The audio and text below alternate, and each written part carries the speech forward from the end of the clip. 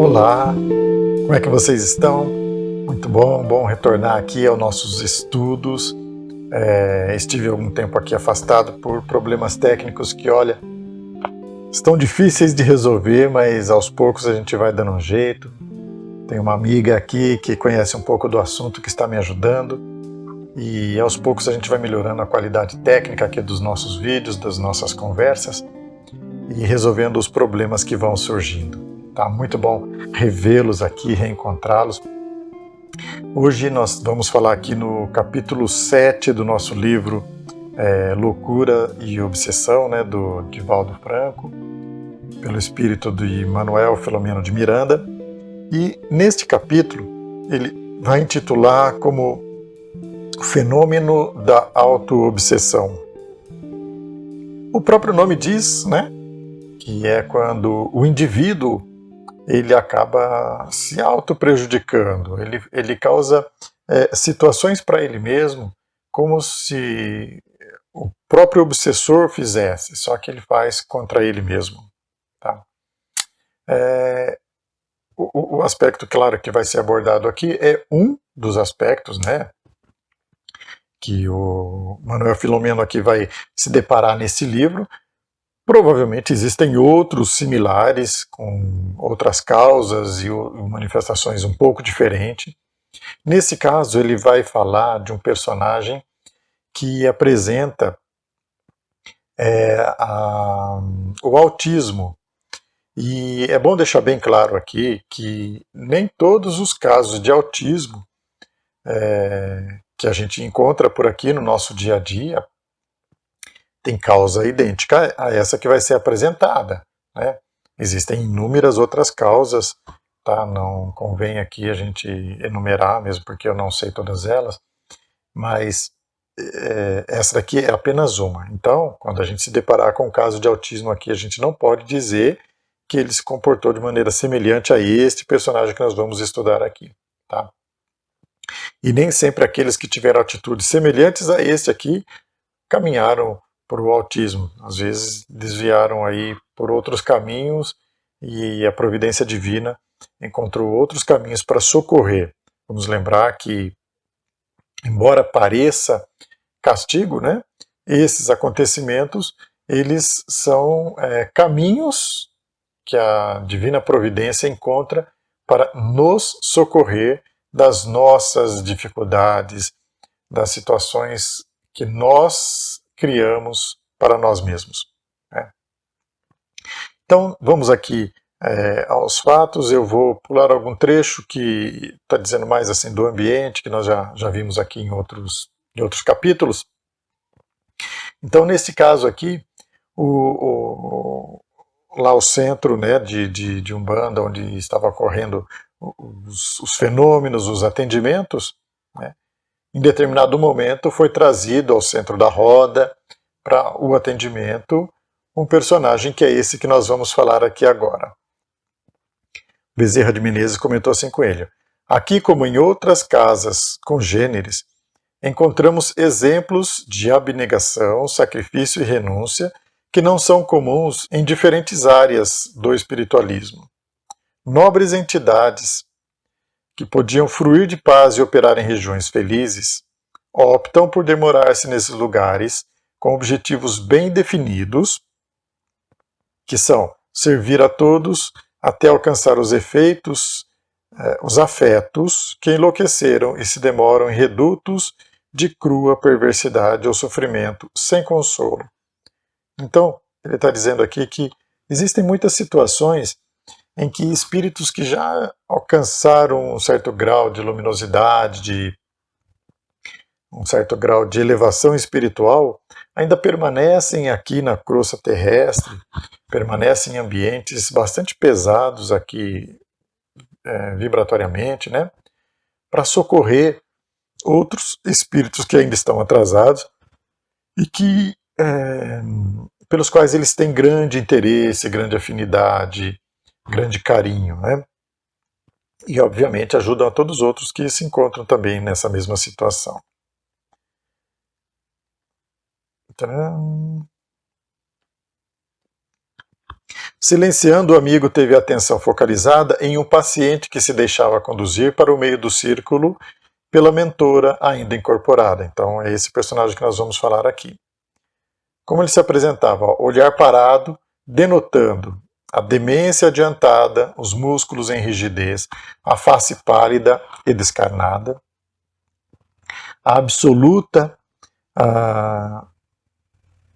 ausência do lugar em que se encontrava, demonstravam que o enfermo padecia de autismo já avançado. Então esse coitado não conseguia nem sequer distinguir o local onde ele estava, o ambiente e tal, né?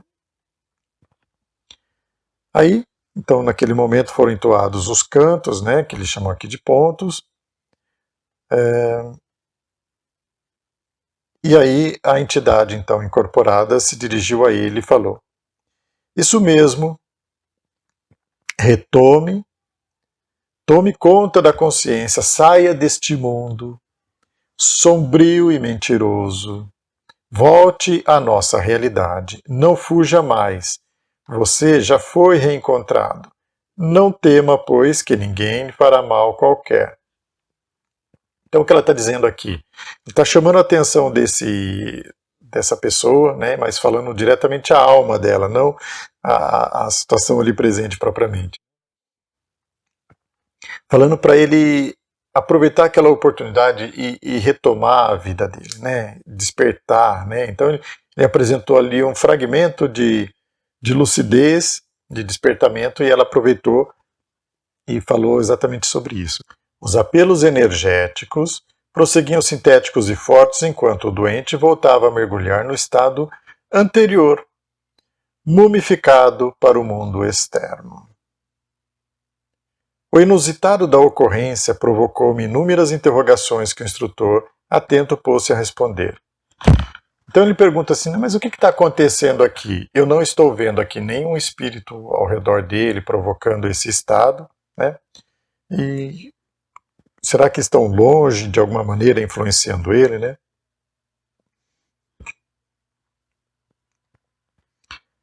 Aí o espírito, o Bezerra aqui, então começou a responder para ele, ó. Vamos por etapa. O nosso amigo é o típico autista. Então, típico autista. Então, o comportamento dele é típico da expressão de autismo que a gente conhece aqui, típico. Conforme a clássica denominação psiquiatra. Apesar de serem comuns as cobranças obsessivas paralelamente às enfermidades mentais, quer dizer, normalmente quando a gente tem problemas mentais, perseguições e tal, não sei o quê, a presença de obsessores é muito comum, ele está falando aqui. Apesar disso,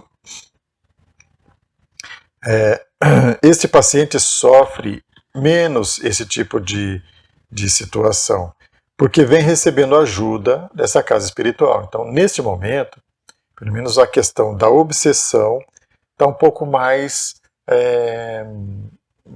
trabalhada, né? Já estão trabalhando nisso há algum tempo, e os obsessores dele então já foi desligado ou afastado de alguma maneira.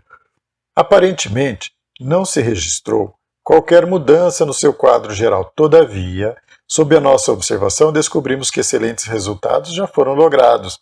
Então, do ponto de vista aqui dos encarnados, parece que as coisas estão do mesmo jeito, mas olhando do ponto de vista espiritual, eles observam que já houve bastante progresso, antecipando futuros benefícios espirituais para ele próprio. Os inimigos que lhe adicionavam sofrimento e ainda não o libertaram da cobrança que se permitem. Então, os inimigos espirituais dele, claro, causavam um sofrimento terrível nele, né? E nós vamos ver daqui a pouco por quê. e ainda não o libertaram totalmente, né? Não perdoaram ele. No entanto, o atendimento ao qual ele está sendo submetido aqui favorece o distanciamento aqui, a separação, né? A princípio, as defesas eram breves, logo destruídas pela consciência culpada e a insistência dos perseguidores. Então, esse atendimento dele foi persistente, né? Eles chegaram nisso depois de um bom trabalho, né? Então, ele está falando aqui que no começo, a própria atuação mental do enfermo destruía as barreiras de defesa que a equipe espiritual colocava para ele. Mas, com o tempo, ele foi absorvendo melhor essa vibração e foi modificando o quadro de uma maneira geral. Estamos diante, tecnicamente, de um vigoroso processo de auto-obsessão. Então, como eu estava falando, ele está se prejudicando a si mesmo, né? Por abandono consciente da vida e dos interesses objetivos. Quer dizer, ele estava se refugiando de alguma maneira da vida, estava se refugiando do dia a dia dele, né? Quando o indivíduo mantém intensa vida mental em ações criminosas, que foi o caso desse irmão, que oculta com habilidade, mascarando-se para o cotidiano, a duplicidade de comportamento, faz-lhe cruel transtorno que ele carpe silenciosamente. Então, o que aconteceu com ele aqui? Ele tinha uma vida criminosa intensa e ele se mascarava de santinho para a sociedade, de um bom exemplo, de uma boa pessoa. Então, essa vida dupla, esse dispêndio mental para manter essas duas personalidades simultaneamente, é que causou todo esse dano mental para ele. O delito que fica ignorado das demais pessoas é conhecido do delinquente, que o vitaliza com permanentes construções psíquicas. Então, as pessoas fazem uma ideia, por exemplo, da pessoa que ela encontra, né? Mas esta pessoa sabe o que ela realmente é, né? E quanto mais ela projeta uma imagem diferente, mais ela traz de dentro de si o que ela realmente é e quanto ela tem que esconder das outras pessoas esta personalidade real. Às vezes, interrompem com estados depressivos.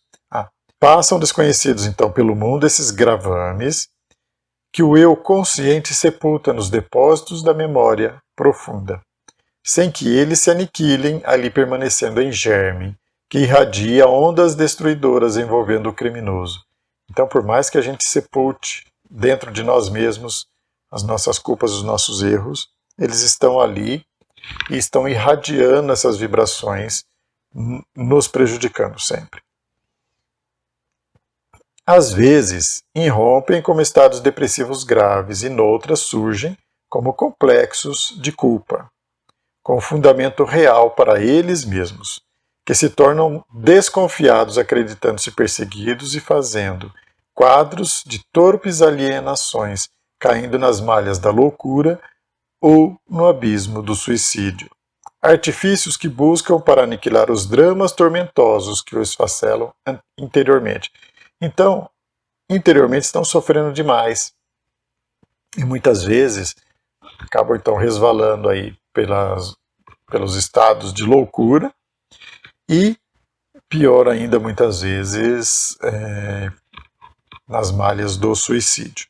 Tá? Não é raro ver-se dama recatada ou cidadão ilustre repentinamente enveredar por um desses trágicos comportamentos, a todos causando admiração em face da aparente falta de motivos. Quando esses não se encontram na existência atual, ei-los no subterrâneo da mente, no inconsciente, nos arquivos perispirituais, reclamando por justiça e reparação. Então, o que ele está dizendo aqui é que, assim, muitas vezes a gente vê pessoas que a gente nem desconfiariam que iriam se encontrar numa situação complicada, sofrida como essa, né? E a gente não vê ao redor dela, na situação, na vivência dela, alguma coisa que justifique isso. Mas, como ele está falando aqui, Se a gente tivesse a visão do passado, veria as causas, se não nesta encarnação, encarnações anteriores, né? Para quem é adepto da doutrina espírita, esses ensinamentos não causam estranheza, não é verdade? Muito bem. Não há quem logre dilapidar o patrimônio da ordem e do bem sem incidir em compulsória reabilitação. Então, a gente deve esquecer a questão de punição, de castigo. A questão é reparação, reabilitação. E isso que são o que a gente chama de doença, de complicações aqui da nossa vida, né? De deficiências, são, na realidade, mecanismos de reparação, de reabilitação, que muitas vezes a nossa mente, o nosso espírito impõe a nós mesmos, até que a gente se reorganize naquilo que a gente bagunçou, né? Que sempre apresenta curso na evolução do ser, reajustando, ensinando-lhe o respeito e o amor à vida. Então esse é o objetivo, ensinar o respeito e o amor à vida. Ninguém, portanto, permanece indefinidamente no mal em razão dos automatismos que a lei impõe. Então, qualquer pessoa, por mais rudimentar que ela seja espiritualmente ou nas atitudes, a gente pode ter certeza que um dia ela vai ser resgatada por si mesma para outros crescimentos, outros aprendizados espirituais, né? Então, automatismos da lei significa justamente isso, que a lei ela age automaticamente nos recambiando ao caminho do nosso crescimento espiritual. O importante na conjuntura não é o conhecimento que a sociedade tenha das ações nefastas ou nobres por alguém praticadas, mas o autor conhecê-las, não as podendo apagar. Então, muitas vezes as coisas ficam obscuras, apagadas para a sociedade, mas quem cometeu os atos transviados, esse sabe, né? O que ele realmente fez, o que ele causou, e ele, por mais que ninguém veja, ele sabe, ele entende isso. No lado positivo, torna-se indiferente que se recebam louvaminhas e tributos de gratidão pelo bem recebido. Então ele está dizendo aqui o seguinte, que quem pratica o bem, quem faz qualquer ato benéfico, né? Então ele estava falando de quem comete delitos, né? Agora ele está falando de quem faz algum ato que seja meritório. Ele está falando aqui que não interessa ficar recebendo aplausos, nem reconhecimento e tal, né? O que importa é ir lá e fazer, e bom, quem faz isso com esse objetivo, muitas vezes acaba se frustrando, né? E acaba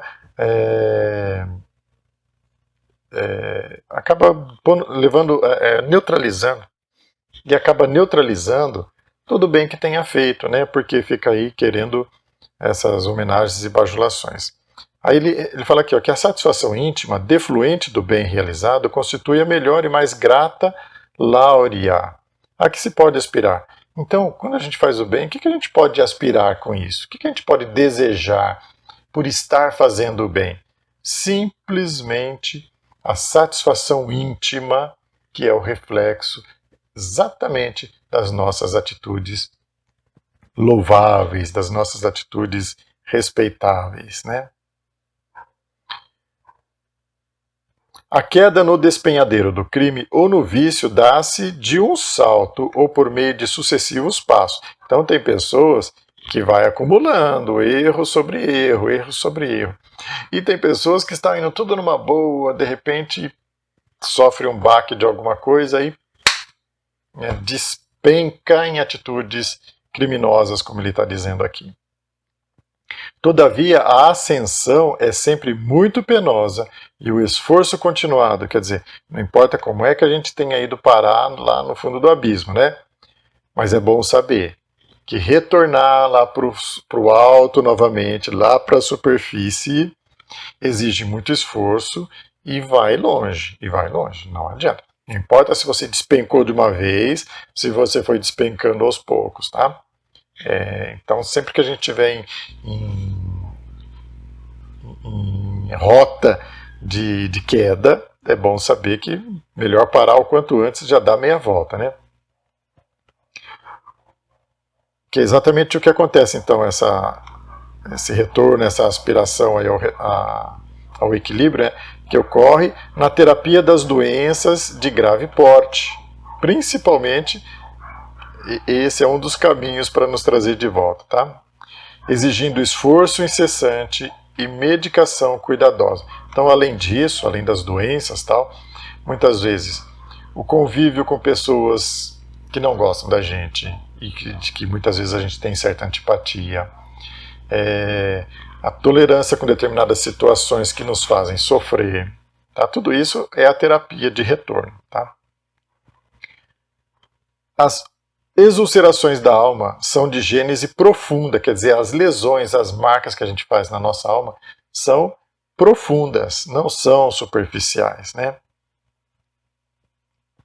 Em consequência, doridas no seu processo de cicatrização. Claro, consequentemente, vai ser doloroso, né, o retorno. O caro irmão Anderson, então esse daqui é o nome da pessoa aqui que estava apresentando essa questão do autismo, que aí vemos, dedicou-se na sua encarnação passada a urdir planos escabrosos e de efeitos nefastos contra diversas pessoas a quem levou a desdita. Então o que ele fazia? Ele planejava situações e que levava outras pessoas a sofrimentos muito profundos, muito complicados, né? Vamos ver quais são aqui. De início, desforçava-se daqueles com quem antipatizava. Então, algumas pessoas ele tinha uma certa antipatia, ia lá e arrumava situações complicadas para ela, endereçando-lhes cartas anônimas recheadas de acusações. Então, naquela época, né, mandava carta para as pessoas e causava grandes confusões. E exorbitando na calúnia, espalhava a perfídia que sempre encontrava aceitação nos indivíduos venais. E o que acontece? Né? Então, ele mandava cartas anônimas para outras pessoas, caluniando a quem ele não gostava, e aquelas pessoas acatavam, né, essas informações e daí então gerava uma série de complicações. É isso que ele está falando aqui, né, que é os indivíduos venais. Então, imagina se a gente recebe uma carta anônima, hoje em dia um e-mail, uma mensagem que a gente não saiba de quem veio, falando mal, né, caluniando outra pessoa, né? Se a gente aceita isso, né, e a gente está sendo uma dessas pessoas aqui, né, venais, como ele está falando aqui, que acaba aceitando acusações e queixas de pessoas que a gente nem sabe o que está acontecendo e nem tem como investigar. E que também, na maioria das vezes, nem é da nossa conta o que ela faz da vida dela, tá? Então, a outra pessoa também que se deixou enveredar também tem lá a sua parcela de culpa, né? Gerando então insegurança e dissabor em suas vítimas.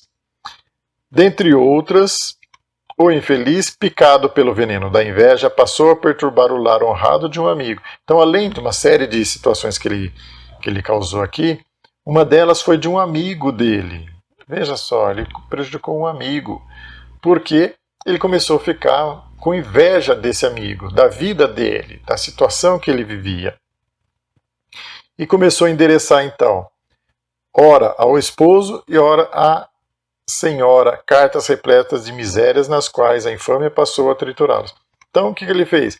Começou a mandar tanto para o amigo quanto para a esposa dele cartas em que incriminava o outro, né? Para o marido, cartas que incriminavam a esposa, para a esposa, cartas que incriminavam o marido, bagunçando totalmente o casamento dos dois, né?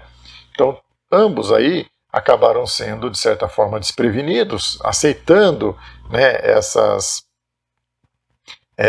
acusações infundadas, né? Terminando por levar o marido honesto ao suicídio. Então o cara ficou tão transtornado que ele acabou se suicidando. Para a esposa, isso significava uma confissão de delito. Então ela, na cabeça dela, confirmou as acusações da carta. Então ela passou a ter raiva aí do marido morto já, né? E ele fez isso pensando que a esposa era adúltera. Tá? Quando o suicídio o infelicitou, ela acreditou que fora pelo remorso e caiu em irreversível depressão, aumentando o sofrimento da família. Então, quer dizer, ele destruiu a família inteira com isso. O ardiloso caluniador, entretanto, jamais se deixou trair, permanecendo amigo do lar durante todos os trances por ele mesmo produzidos e fazendo-se confidente fiel das ocorrências desditosas. Então ele permanecia ali frequentando a casa como um amigo, ouvia as confissões de um lado do outro e era ele o causador de toda aquela bagunça lá, né? Então isso nós estamos falando desse irmão que está com autismo e o que ele fez na encarnação anterior. Tá? Não ficou, porém, somente nisso. Apaixonando-se por uma jovem que não ocultava antipatia em relação à sua pessoa, endereçou cartas infames ao homem que propôs casamento a ela. Então, passou um tempo, se apaixonou por uma moça, ela não correspondia, porque ela não gostava dele, não tinha uma certa repulsa dele. Aí ele começou a mandar carta para o noivo dela, né, incriminando ela, e causou uma tremenda confusão ali também, né? Lançando a lama da suspeita contra a honorabilidade e a compostura da criatura desejada. Então, acabou fazendo com que o noivo desconfiasse da moça, né? Desgostoso, o noivo inseguro e orgulhoso desfez o compromisso e, porque em estado a apresentar razões que justificassem a atitude, entregou-lhe as cartas. Então a moça, mas por que você está terminando esse relacionamento? Então, isso aqui daí ele mostrou para ela as cartas que ele estava recebendo, né? Que diziam proceder de um ex-namorado predisposto a fazer revelações para poupá-lo às decepções que, segundo afirmava, sofreu enquanto se relacionava com ela. Tá. Então, uma calúnia tremenda, né? Ante o choque e sem recursos para provar a inocência, quer dizer, a coitada não tinha como provar que era inocente daquilo tudo, né?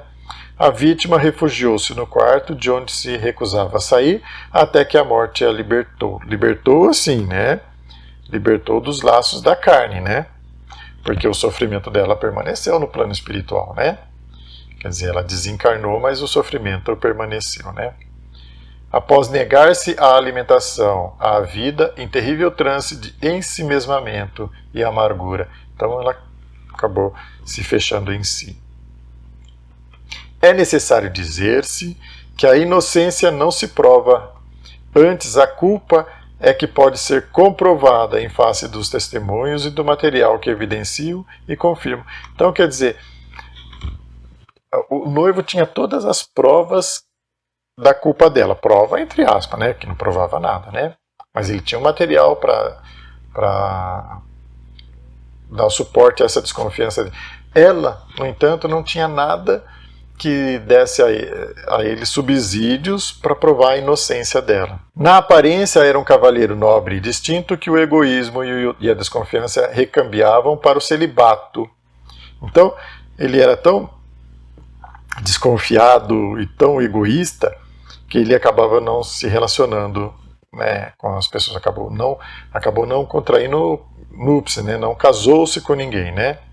Vivendo de recursos herdados, quer dizer, ele herdou recurso financeiro e vivia disso.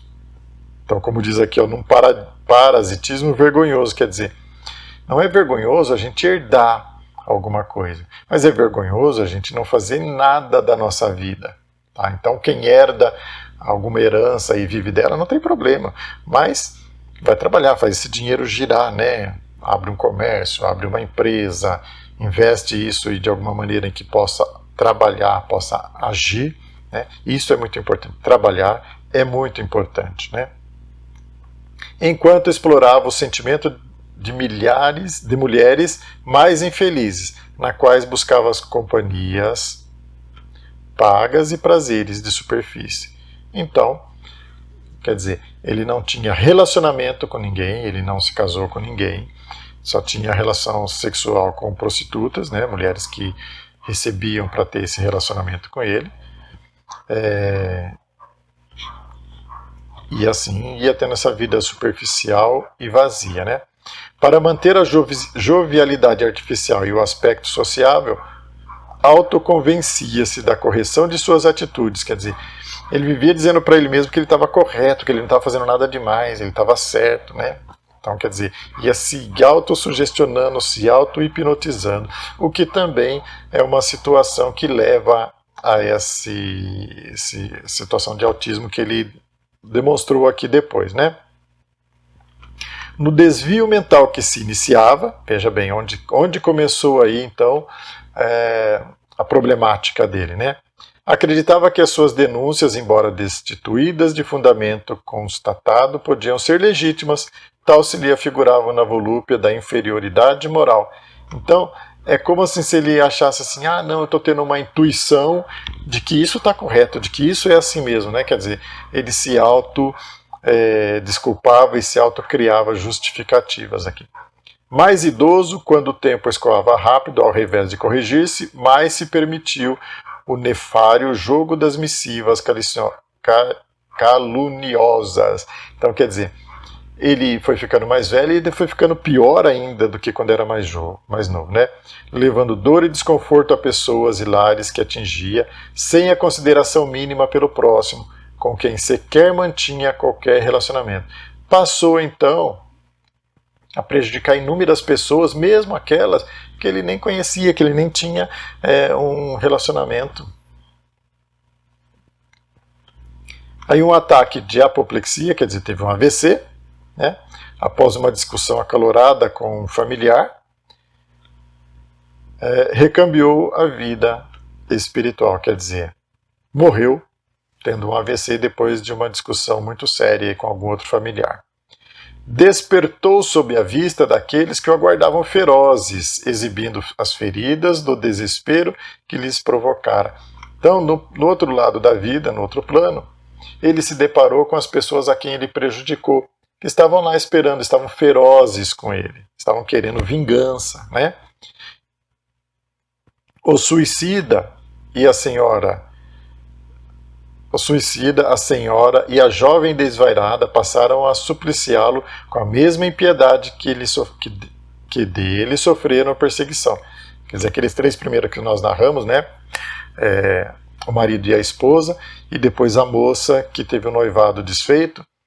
Eles acho que foram os perseguidores mais ferozes contra ele, né? Surpreso, ante a vida após a morte física, negou os fatos escabrosos e, mesmo sob a implacável cobrança da loucura, bloqueou a mente, em tentativa inútil de fugir ao ressarcimento. Então, quer dizer, para tentar fugir ao ressarcimento, ou seja, de pagar por aquilo tudo que ele fez, então ele bloqueou a mente, tentou fazer com que aquilo nunca tivesse existido. E está aí, novamente, mais um reforço que levou a ter uma vida uma vida autista na outra encarnação. Ok? Vamos lá, então, continuando as explicações aqui do Dr. Bezerra. Transcorridos muitos anos de infortúnio, então lá no plano espiritual, né? Anderson foi reconduzido à reencarnação. Então agora ele nasceu e foi chamado de Anderson. Então Anderson é o nome da encarnação atual naquele momento, né? Com todas as marcas do horror que lhe foi infligido. Por quem? Pelos seus perseguidores espirituais, né? Refugiando-se na negação do fato do crime, então ele continua negando que tivesse cometido aqueles crimes, né? Já que se cria no direito de havê-lo feito, então ele continuava achando que ele tinha o direito de ter feito tudo aquilo que ele fez. Então veja a mente tortuosa de uma pessoa, como é que é, né? Mesmo com todos os fatos, todas as coisas, ele chamando-lhe a atenção da realidade, ele nega. E não se arrependia. Então tudo isso imprimiu no corpo os limites de movimento e produziu a prisão na qual se encastelaram. Que prisão? Prisão mental. O autismo não deixa de ser uma prisão mental, né? Fecha em si mesmo. Assomando à consciência todas as lembranças do passado, vive neste mundo agora sob a injunção da culpa que vergasta. Então, atualmente, todas essas situações aqui voltam à mente dele, Todas essas situações aqui voltam à mente dele e ele se sente então culpado sem entender muito bem, porque começa a misturar os sentimentos e visões da vida anterior com os desta vida, né? Procurando esconder-se e apagar-se de modo a não ser reconhecido nos lugares de horror de onde foi arrancado pelo amor, tá? Então quer dizer, como é que ele saiu da situação em que ele estava lá, né? Ele saiu de lá pelo amor. Espíritos, e provavelmente muitos, trabalharam incansavelmente, dedicando muito amor para conseguir resgatá-lo daquela situação e conduzi-lo à encarnação que ele estava vivenciando agora. Que se favorece e a então, os locais de onde foi arrancado pelo amor, que lhe favorece a reparação noutras circunstâncias. Então, embora, do nosso ponto de vista, seja uma coisa assim triste de se ver, este é o remédio para que ele possa se regenerar. Expiar o mal que fez para logo depois repará-lo é o impositivo da justiça divina ao alcance de todos nós. Então nós costumamos dizer que nós estamos num planeta de provas e expiações, né? A expiação é o reflexo das coisas que a gente fez de errado. E a prova é quando a gente repara, quando a gente revive situações contrárias àquelas para fortalecer em nós a nossa resistência a determinadas tentações, tendências que a gente já vivenciou. Larga como efeito se faz a exposição.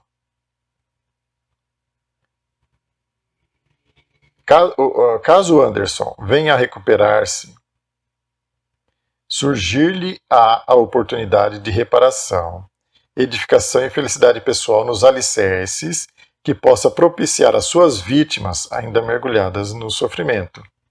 Então, caso ele comece a se reequilibrar, comece a se dedicar aí à reparação, né, do mal aí, né? Então ele vai ter que trabalhar para edificar a felicidade pessoal de maneira que possa propiciar às suas vítimas ainda mergulhadas no sofrimento. Quer dizer, as vítimas dele ainda estão sofrendo o baque de tudo aquilo, porque elas também se escravizaram no sentimento de ódio, né? E ficam revivendo aquela cena do passado, já com mais de um século atrás, né? Então ele vai ter que ajudar essas pessoas a saírem desse circuito fechado e se reorganizarem espiritualmente. Em cursos nesse capítulo, há muitos espíritos que buscaram, na alienação mental através do autismo, fugir às suas vítimas e pagar as lembranças que o acicatam, produzindo um mundo interior agitado entre uma exteriorização apática e quase sem vida. Então ele está falando aqui que são muitos espíritos enveredaram por esse caminho, né? Tentaram apagar, tentaram abafar o seu mundo interior, que está lá recheado de crimes, né? E expressam então o aspecto do autismo, que para nós aqui encarnados, a gente vê uma pessoa lá apática, né, sem contato com a gente, dá a impressão de que está assim no gelo, né? Mas internamente a situação é muito grave, muito dolorosa, muito sofrida. O modelador biológico imprime automaticamente nas delicadas engrenagens do cérebro e no sistema nervoso que necessita para progredir asas para a liberdade ou presídio para a reeducação. Então, quem que é o modelador biológico? O modelador biológico é o nosso perispírito.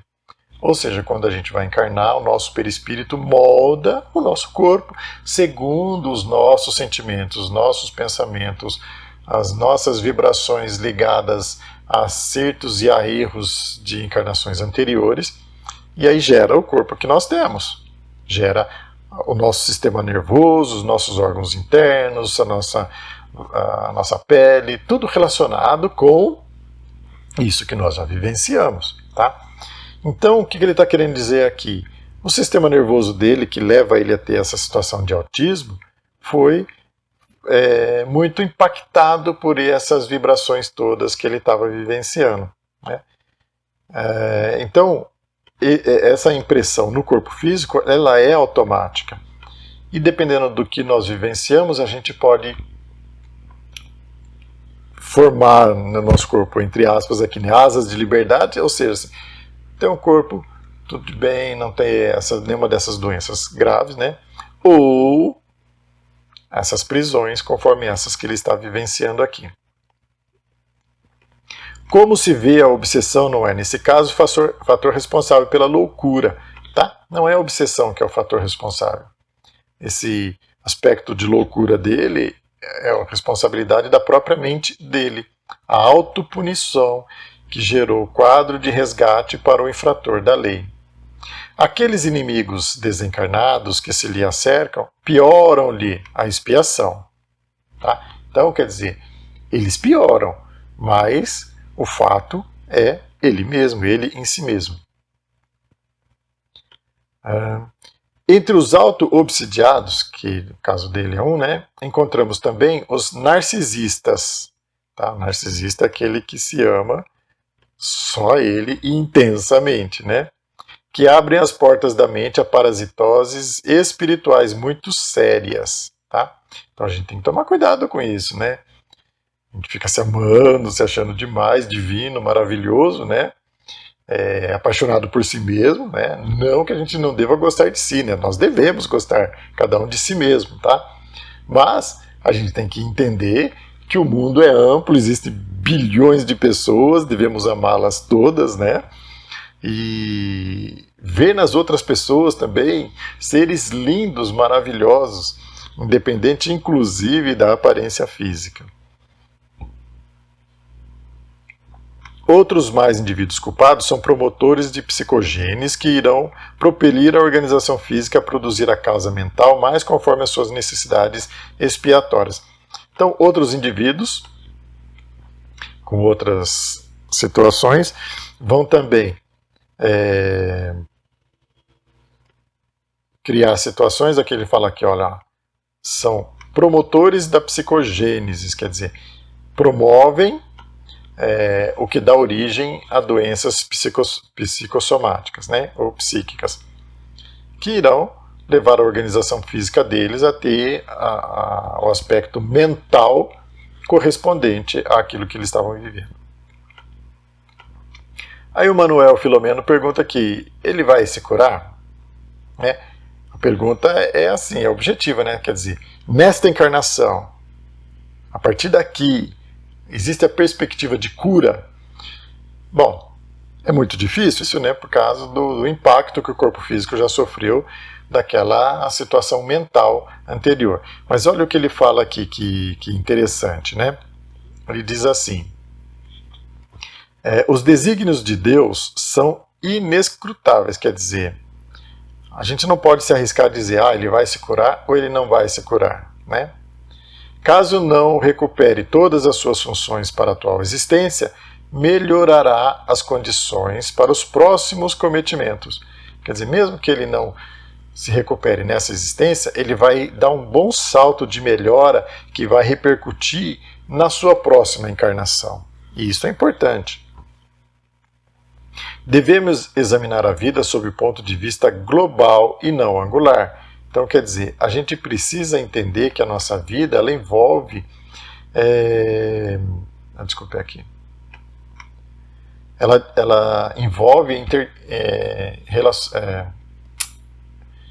existências, né, encarnações anteriores e as próximas, as futuras encarnações também. Então, a nossa vida é global, não é especificamente esta encarnação, né?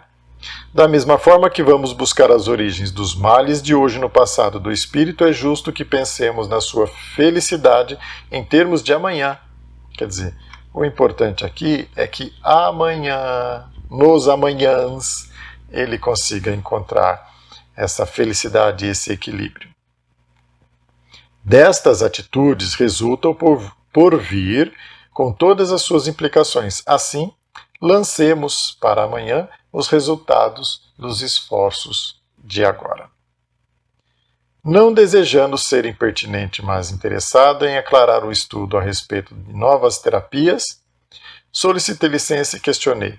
Não seria o caso de aplicar-se a Anderson a regressão de memória como recurso terapêutico?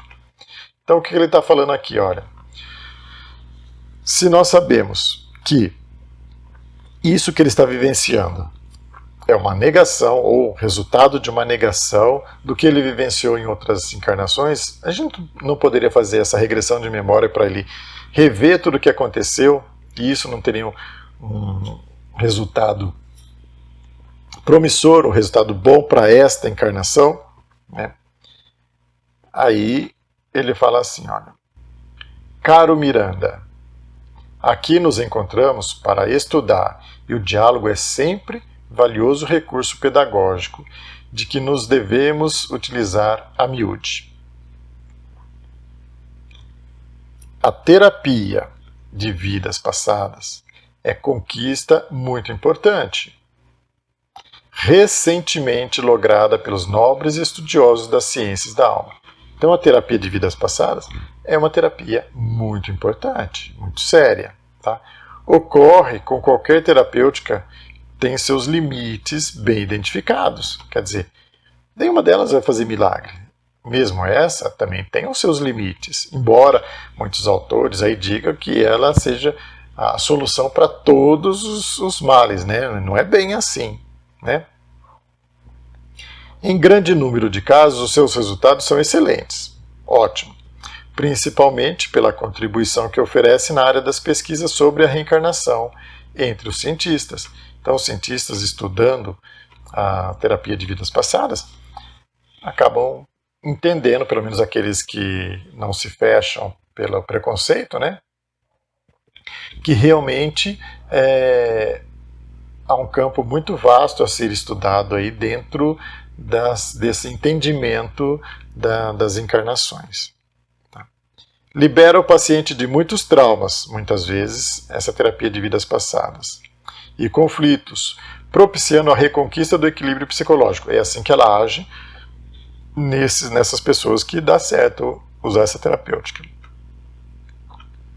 Para regularização dos erros pretéritos sobre novas condições. Quer dizer, em alguns casos, a pessoa se lembrando do que ocorreu, ou mesmo vivenciando, porque quando ela se lembra nesse estado de regressão, ela vivencia novamente aquelas emoções. Mas os conhecimentos de hoje e as próprias orientações do terapeuta ajudam com que interiormente ela veja tudo o que passou por uma outra ótica. E é assim que funciona a terapia de vidas passadas, né? Mas mesmo aí são exigidos muitos cuidados dos terapeutas, como conhecimento das leis do reencarnacionismo e da obsessão. Tá? Então, um bom terapeuta, ele tem conhecimento dos ensinamentos sobre a reencarnação, né? E tem que ter um bom conhecimento sobre as questões ligadas às obsessões. Tá? Não há como fugir disso, a fim de ser levado ao bom termo o tratamento nesse campo. Outro sim, nesta mais do que em outras terapias, a conduta moral do agente deve ser superior. Então, esta pessoa que faz essa terapia de vidas passadas tem que ter uma moral bastante correta, bastante equilibrada, né? Porque a pessoa que se submete, ela está se sujeitando a ordens mentais que vão ao seu subconsciente. Isso é muito sério, né? Muito bem. De tal forma que não venha a enredar no consórcio espirituais dos seus pacientes. Ou seja, também ele tem que tomar muito cuidado, porque senão os obsessores dos pacientes deles passam a prejudicá-lo, passam a ter acesso a ele. Então ele tem que ter uma noção muito boa aí como lidar com tudo isso, né? Nesse setor, além de muitos cuidados exigíveis, o tempo é o fator de alto significado para os resultados salutares que se desejam alcançar. Então, no caso aqui do paciente aqui, a gente tem que levar em consideração que nada se faz assim da noite para o dia, né? preciso o tempo para poder ir corrigindo, para poder resolvendo as coisas. Inicialmente, em considerando a intensidade da alienação de Anderson, com seu total alinhamento ao mundo objetivo, nada seria conseguido com essa terapia. Então, no caso dele, essa terapia de vidas passadas não teria sucesso nenhum. Mesmo porque, para você atingir essa situação, o seu paciente tem que acompanhar o que o terapeuta está induzindo ele a pensar e como reagir e corresponder a essa expectativa, né? Mas se o cara é um autista, se ele nem sequer se relaciona com o mundo exterior, não vai nem ouvir, nem compreender as sugestões mentais do terapeuta. Então, ele não vai conseguir chegar sequer às vidas anteriores. Anderson foi reconduzido ao lugar onde se encontrava anteriormente e os rituais chegaram ao fim, encerrando-se a reunião após ligeira mensagem da entidade diretora do núcleo, carregada de otimismo, esperança e estímulos à vida correta e sadia. Então, terminado esse atendimento, Anderson foi conduzido novamente lá para onde ele estava sentado anteriormente, e a entidade que dirigia esses trabalhos deu continuidade então para encerrar esta reunião, né? Isso se deu às 2 horas da manhã. Então, quando os tambores, os cantos deles foram silenciando. Para eles seria um breve intervalo que precedia mais demoradas cogitações. Então, o que acontece? Acabou a parte física ali, né? O atendimento direto a esse. Agora, cada um deles iam para os seus lares, para suas casas. Muitos deles continuariam sendo submetidos a tratamentos espirituais. Os espíritos que fazem parte daquela equipe de trabalhadores iam se dividir e cada um ia para alguma das casas acompanhar os pacientes que ali fizeram consulta para continuar dando atendimento deles lá na casa deles. Quando eles se desdobram através do sono, muitos deles continuam esse tratamento. Tá? E aqui então nós encerramos esse capítulo. Espero que tenham gostado. É uma questão muito, muito interessante. Veja que a maneira como nós vivenciamos o nosso mundo mental, ele projeta em nós, como ele está colocando aqui, cárceres, verdadeiros cárceres, ou nos dá liberdade, né? Liberdade mental.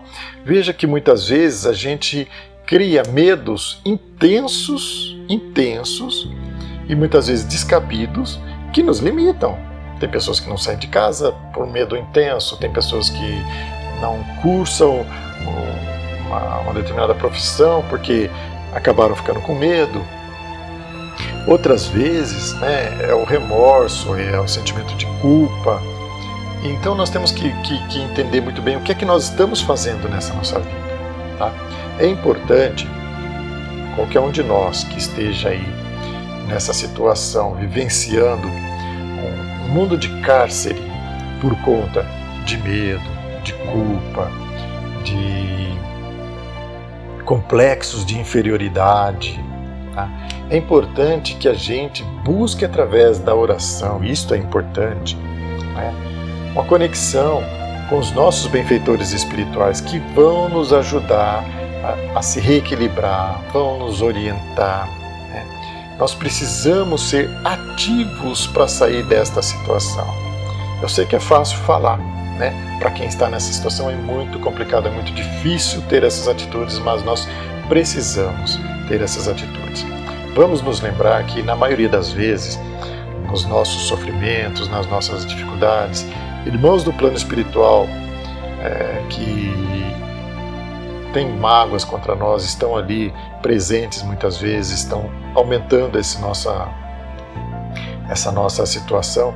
Vamos, através da prece também, pensar nesses irmãos, né? Mentalizá-los, pedir a Jesus que os abençoe, fazer um diálogo com eles, pedindo perdão caso tenha ocorrido situações em que você tenha prejudicado as pessoas, né?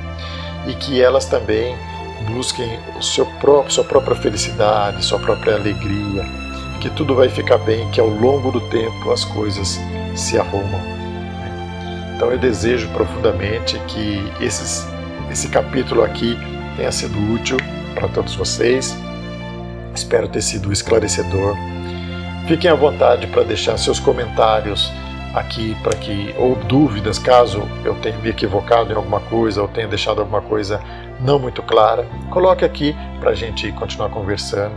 Se você gostou desse vídeo, clica aqui no gostei. Eu não gosto muito de pedir essa coisa de gostei, então não sei o que, mas isso é importante para que as pessoas que chegam a esse vídeo vão entender se ele está sendo bem aceito ou não, né? Se vocês acham que alguém possa se beneficiar desse vídeo, compartilhe. E se quiserem receber notificações a respeito de novos vídeos, inscrevam-se no nosso canal, tá bom? Fiquem com a paz de Deus, a paz de Jesus, o seu lar esteja abençoado, a sua mente esteja renovada e que nós possamos, nesses estudos, aprender muito e crescer espiritualmente. O nosso próximo capítulo, então, vai ser intitulado A Grandeza da Renúncia. Eu já dei uma lida nesse capítulo e posso adiantar para vocês que vai falar a respeito da entidade espiritual que dá esse atendimento. É um capítulo muito bonito, espero vocês lá. Bom, fiquem com Deus.